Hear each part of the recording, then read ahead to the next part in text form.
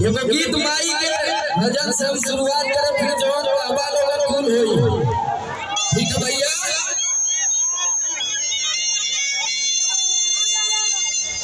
और मॉनिटर में खोल दीजिए भैया, थोड़ा और उठाइए, बेस बढ़ा दीजिए।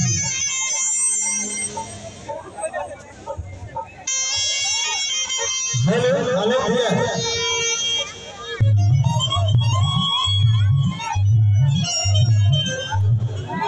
हेलो हेलो भैया इसको हेलो। हमारे साथ हमारे प्यारे भाई सुपरस्टार गायक गोलू राजा भी आए हुए हैं। अभी सब लोग आएंगे, घबराने की जरूरत ना है। सुप्रसिद्ध गायिका कविता यादव जी भी आई हुई है, अनुपमा यादव जी भी आई हुई है। मत सोचा कि कलाकार सही मंच खाली रही, बहुत सारे कलाकार आए हुए हैं। आदरणीय मनोज लाल यादव जी भी आए हुए हैं। तैयार हुआ लोग कौन भक्त माई से कहा था कि भाई हमके कुछ चाहिए ना, खाली तुम्हारा आशीर्वाद मिल जाए तो हम बहुत कुछ करके पास आए। तूने भाव से कहा था भैया, कैसे कहता हो कि ना बदला ना वोटर ना कार्रवाई हो।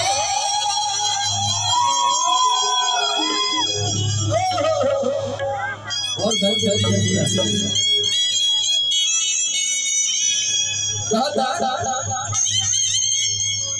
कि ना बदला ना वोटर ना कार्रवाई हो। यही लाइन में हम चाह के हमारे जितना नौजवान भाई हो दोनों हाथ उठा के ताली बज रही है। सब लोग पूरा पूरा हाथ उठा ले शंकर भाई के दरबार में। दुखनी देना चला के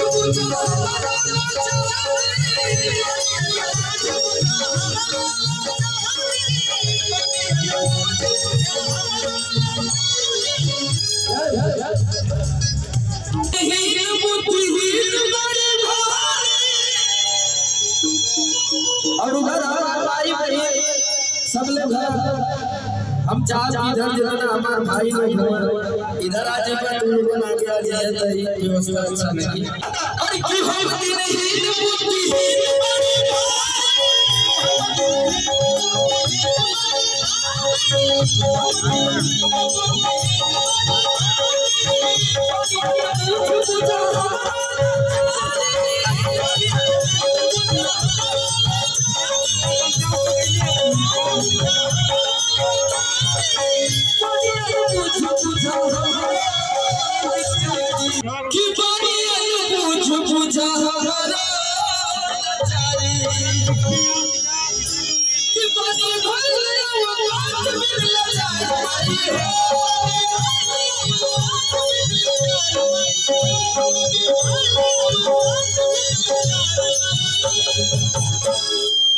तनी एक बार पूरा हाथ उठाओ माई के नाम पे भैया जेके माई दू को हाथ चले बड़ी हुए हाथ नीचे रखी जे पाकिट मारे वाला आई दूसरे के इधर से कैमरा घुमा दे भैया उधर कैमरा घुमावा उधर पूरा का आई देखा ये मोहब्बत देखा अब पूरा हाथ उठा के सब लोग ताली बजा के गावे के भैया चुप्पा नहीं